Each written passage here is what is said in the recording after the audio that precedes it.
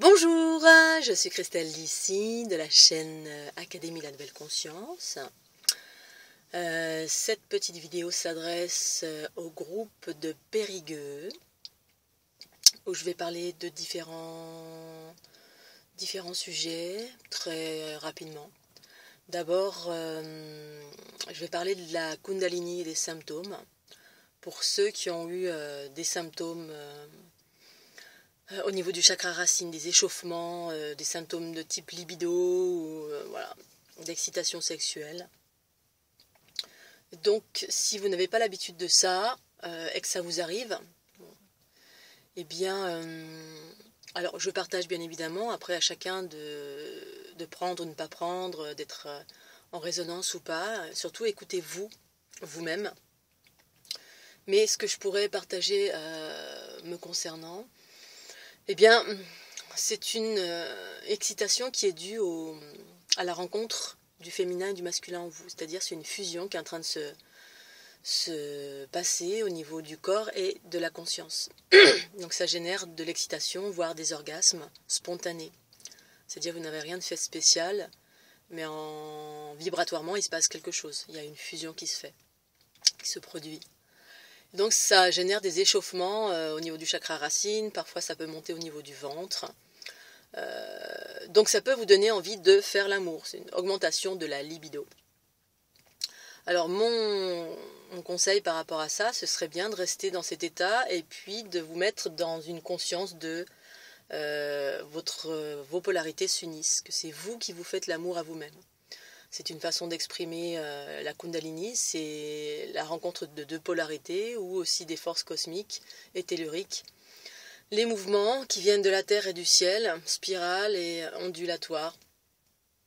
Les polarités qui se rejoignent, bref, une fusion, une union qui se fait et qui génère cette excitation, cet échauffement. Donc ce qui est bien, c'est de vous mettre dans cette conscience, si ça vous parle, pour éviter tout de suite de courir après quelqu'un, ou votre partenaire, ou d'aller chercher un partenaire sexuel pour assouvir cette envie, ce désir, ou même vous faire plaisir à vous-même. Et si tant est que c'est le cas, parce que bon, vous pouvez assouvir et aller plus loin dans ces échauffements, et puis aller dans un mécanisme d'orgasme provoqué par vous-même, soit par une rencontre, soit avec vous-même. À ce moment-là, ce que je pourrais conseiller, c'est rester avec vous, c'est-à-dire rester dans l'idée que c'est la fusion avec vous-même qui est en train de se produire et ne pas faire de projection à l'extérieur de vous. Si ça vous parle, bien évidemment. C'est-à-dire pas vous mettre, l'ego peut mettre des images d'excitation avec un partenaire potentiel. Ça peut être des images que vous envoyez vers moi aussi, puisque cette Kundalini est en lien avec moi, puisqu'on a fait des soins ensemble. Donc évitez ce genre de choses. D'une part parce que vous projetez cette énergie à l'extérieur de vous plutôt que la garder en vous et ça vous fait monter en fréquence.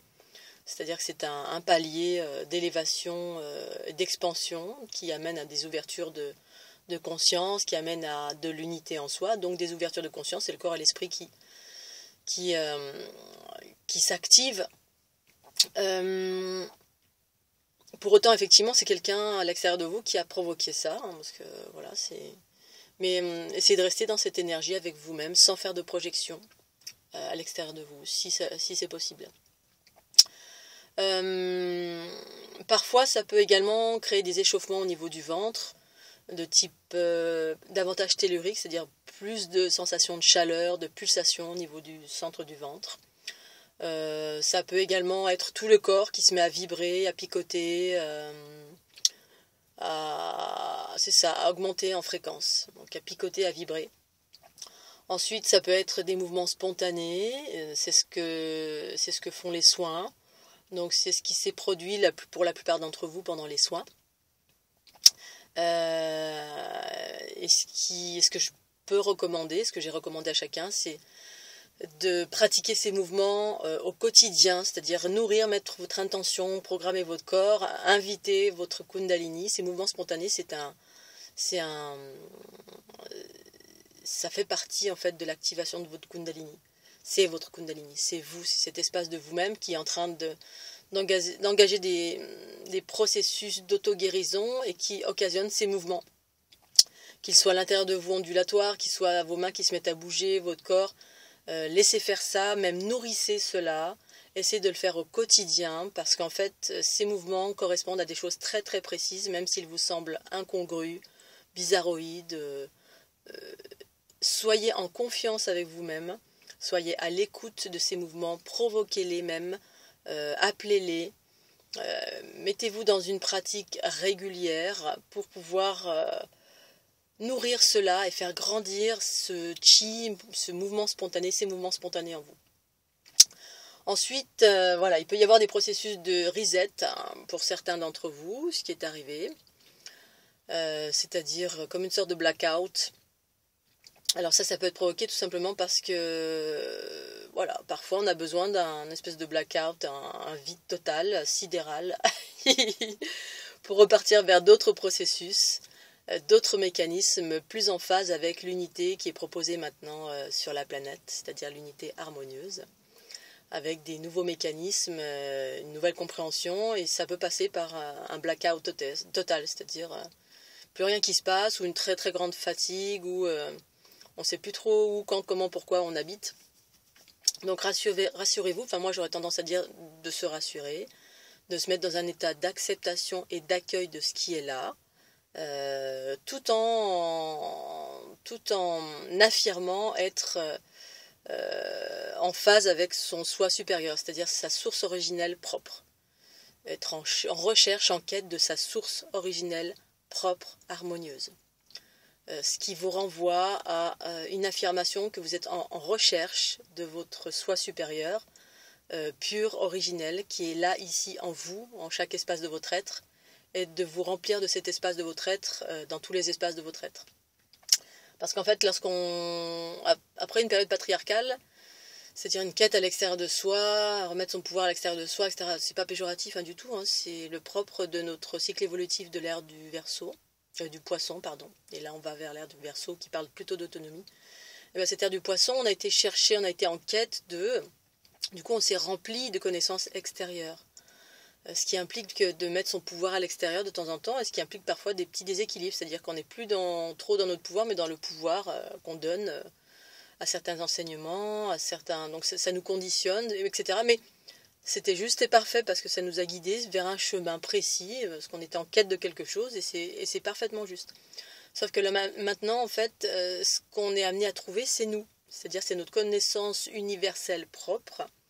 Et cette connaissance universelle propre consiste à devenir souverain dans son univers, c'est-à-dire mon corps est guidé par mon soi supérieur qui est ma conscience féminine pure originelle, qui est connaissance pure originelle et que je capte lorsque je suis en état d'accueil tout simplement, c'est-à-dire en état de rien, je suis en attente de rien, ma vie consiste à faire ce que j'ai envie de faire au moment où j'ai envie de le faire. Et il n'y a pas de friction, il n'y a pas de choses qui se font en force. Et les informations viennent en temps voulu et en temps et en heure. Pour autant, bien évidemment, j'ai des buts. Mais c'est plus la volonté égotique qui cherche à résoudre des choses, à faire des choses.